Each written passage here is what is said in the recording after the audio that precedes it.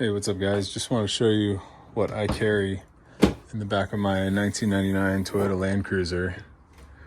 It's been a work in progress. It's never finished. There's still things I need to add. But yeah, so here's the rear platform. Built this, just kind of measured it out. Had to trim it as I went. And yeah, measured it out. Got a couple pieces, still have some left over. Pieces of, I believe it's 3/4. It's the expensive stuff. Good plywood, nice and straight. I want to say a year ago it was maybe like 60-70 bucks a sheet from Home Depot, but I got all my measurements, measured a bunch of times, and had Home Depot actually make the cuts, the big ones at least. That way they're nice and straight. So did that, built a drawer here. So this just holds stuff that we'll use like on a day trip, or at least what I think we'll need. So we just have like an old chair. Here's a kid's chair, kid's portable toilet. It's come in handy a few times, especially with the bags. This is just like a throw kind of roll, just something to sit on, nice and tough. Dog leashes. I think there's an axe in here somewhere. You never know. Some rags for whatever spills. But this is always changing, just kind of depending on where we're going. Dry snacks can fit in here too, and then that gets pushed back. I put wax on the bottom because it's just basically wood on wood. So I think I need to do it again, but pulls out just fine. I didn't know what I wanted to do with the handle part, so I just went and drilled a hole, and I mean it works. It's not a big fancy handle or anything, but yeah, it's not bad. I've weighed it down pretty well, and yeah, it still goes in and out just fine. Just have to re-wax the bottom every now and then. Get a block of it. I forgot the name. It starts with a P. You get a block of it on Amazon for just a couple bucks. And then on this side, so I made this to fit a couple of these. You can only fit 2, not quite 3. Yeah, 3 would not fit. I took the measurements offline or online, and when I went to go get these and slide them in, it didn't fit. So I was a little upset about that, because the measurements are basically to what I have here, but they were bigger than that. So kind of had to get custom here and basically shave the bottom. So I mean, the downside is they don't stack anymore, which is fine. I mean, it is what it is. And also had to shave the sides. So once again, just a learning thing. You know, I didn't have to shave this side, just the one side. So I guess if I were to do it again, you know, I would try to get these first, measure them, and then kind of build it to that, because I was building this off of the online specs. It didn't accommodate for the little foot that was, you know, basically this whole pattern. I would say, if I had to guess, maybe it came down like a 1/4 inch. That 1/4 inch wasn't on the specs online. I don't know. But here's what's in pack number 1. And once again, this is always changing. Always trying to get it better. I still need a bunch of stuff. I need a toe strap. We were out in Lytle Creek recently. Could have totally used one. Luckily, instead, I had a little mini shovel that we dug a guy out with. He got stuck in the snow. 4Runner. It's all good though. Here's my 25-foot Flexzilla hose. This is just a pretty basic digital gauge. It'll connect onto there. So I keep that in a little Milwaukee bag. You get these bags when you buy tools. Being a plumber, you know, I have too many bags now, but now it's coming in handy for stuff like this. It'll preserve that. This fits in here. There's that. Here's a gauge. Once again, just a cheap Amazon gauge. After about 4 or 5 years now, it's starting to kind of go south. It shows the pressure, but it doesn't hold. So you would put it on the valve stem and it would keep that pressure, and you press that and it would release it. It doesn't do it anymore, so I just got to hold it. I really just need to buy a new one, but it gave me a lot of trips, a lot of years. Here's some deflators. I was using those. I'm not using those anymore. Now I'm using this quicker deflator, quick deflator. This thing's awesome. I was always skeptical at first about pulling the valve stem out, but after trying it, I mean, yeah, I won't do anything else unless this breaks. I'll have those as a backup, or just use a twig or something. But yeah, this thing airs down so quick. Love it. Just another Amazon piece. GRIT, grit performance. Solid, airs down fast. Yeah, it's great. So there's that. Here's some just cheap little like bug deflector things. You just put them over the window, roll the window down a little bit when you're car camping. That, and it also creates airflow so you don't get too much condensation on the inside. So we got 2 of those. Sharpener for the little hatchet in there.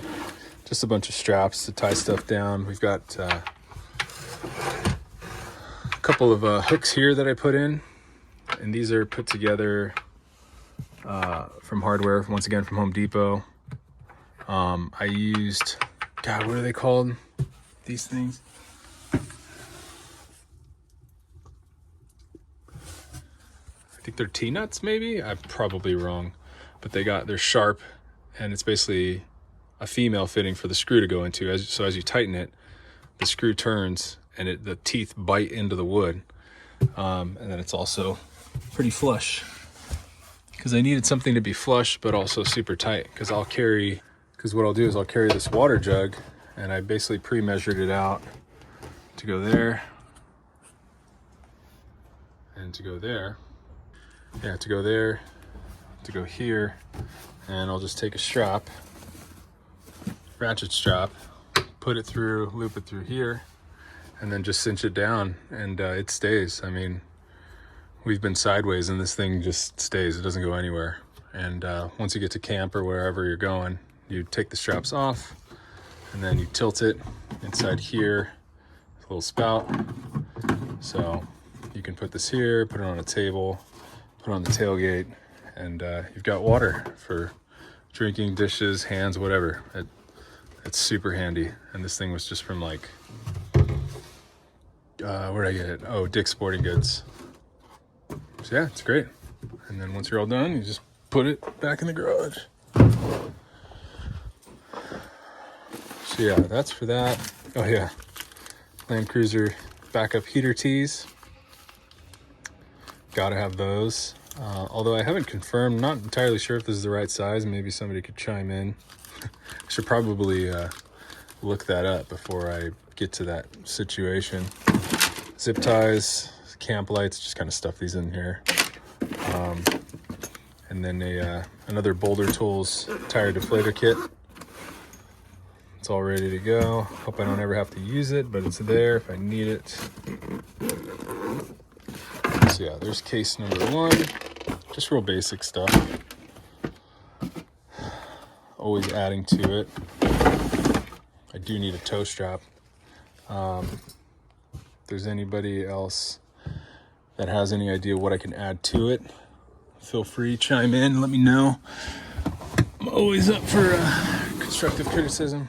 And then here's number 2. Same thing, shaved. Not on this side.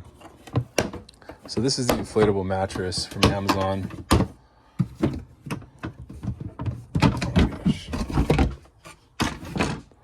So quick fill, plug in, converter, inverter, converter, goes right there. I used to carry the battery powered ones, slow as heck. These are super fast. Had a buddy at camp once busted one of these out, and I was like, I need to get one. Super quick. Here's just an Amazon sleeping pad mattress. It only inflates to about that high, so you still stay nice and low, which is good. Before I was using like an inflatable mattress, being this high, It's just you're too far up. It gets claustrophobic, but keeping this nice and low, once the seats go down, it makes for perfect like twin size mattress, and it's really cozy. And then this is just like, I don't even know why this is in here. I like these little packs. Somebody gave this to me, and just spoon, toilet paper, backup stuff. Probably never use it, but it's there. Once again, always trying to improve. But yeah, so the second one is just dedicated to the mattress. Don't want anything popping that would suck. And once that goes in, doing this with one hand, then it just kind of pushes in there. Behind the pack, I drilled a couple more holes because this was creating like a vacuum by pushing this in and then trying to pull it out was super hard. So adding, you can see some holes back there. It's kind of crappy looking, but that's okay. After adding the holes, it gets rid of that like negative pressure. So you can push it and then also pull it out because it was literally getting sucked in there. So yeah, there's that. And so as for the carpeting, you could see my biggest worry was this edge. You know, over time, sliding stuff in and out. It's starting to lift, and it kind of is, but maybe someday I'll come up with some sort of metal edging. I just didn't want to drill into it with like some edging pieces. Maybe I'll just keep gluing it over time. I'm not sure. But as for the carpeting, this is just like marine carpeting. You get a roll of it at Home Depot, and I basically just looked up a bunch of videos on how speaker dudes wrap their speaker boxes, and it's kind of the same concept. Excuse me. As for the sides here, these pieces were cut, so there was the big box in here, and then I just took cardboard pieces and just kind of laid them out and trimmed them, put it back, see what it would look like, you know, just kind of mocked it up with cardboard. And then once I found the piece that I liked, went down to the wood, trimmed some pieces, trimmed it to the cardboard, and just brought it back in here, see what it would look like, and then applied the carpeting with adhesive, and then you just kind of wrap it. All the seams are towards the back. It's kind of like wrapping a gift or something. But, you know, all the ugly stuff will be hidden on the back, and then all the pretty stuff stays on the front. It's the first time ever doing it. I think it came out okay. Same thing for the edge pieces here. I would go and look for videos that, you know, where guys are pulling it over the edge. What were they doing? And they're basically like just cutting it in strips, so it would all kind of land like a puzzle.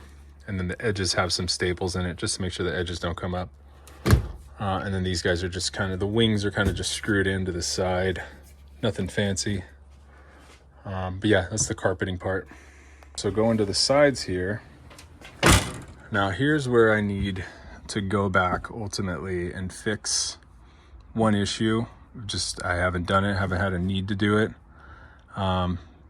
Is this edge back here. That edge being too sharp or too protruding out doesn't allow this to come up. It hits the seat. So I saw that on the first one, or on the left side. Actually went back and cut it, trimmed it, because it was doing that. How you can bypass it is you can push the seat forward and then it'll open up. Honestly, I don't even know what's in there. I don't think there's anything in there. Someday I'll either cut it or I'll just live with it. But we've got hinges here. They're working fine. Another random tie down point here. Like I said, as I go, I'll figure out where I want more tie downs. That's the cool part about it. You can just kind of put them wherever. Yeah, these are solid. Like I said, they hold down that water. So on the left side, this is where the compressor's at. Getting this guy out is tricky. Oh, never mind, I got it. So before I was using the Viair, the 88P, it was a little guy. I just fit that in with the rest of the stuff. But the Napa pump, our compressor, a lot bigger. Luckily, it fits perfectly right here. right underneath this little L bracket, which almost gets in the way, but it fits. So that brings us to our last piece that we're carrying in the back. Oh, it's heavy. Our Napa compressor that we just got done modifying.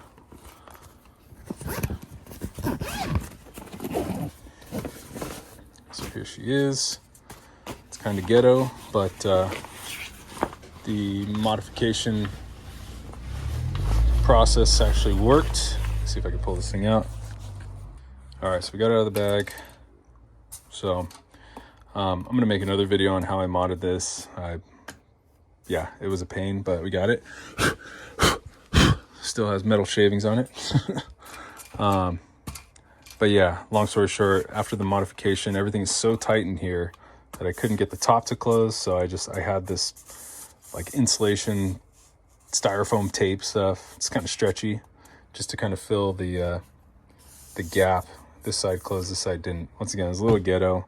There was another guy online who was able to fit all that stuff in there. I just couldn't. Maybe I rushed it a little bit, but it works. Tested all the tires. Here's our quick connect. Oh, yeah, it looks kind of funky, but oh well. Here's our 1/4 inch quick connect. Had to drill and tap this hole.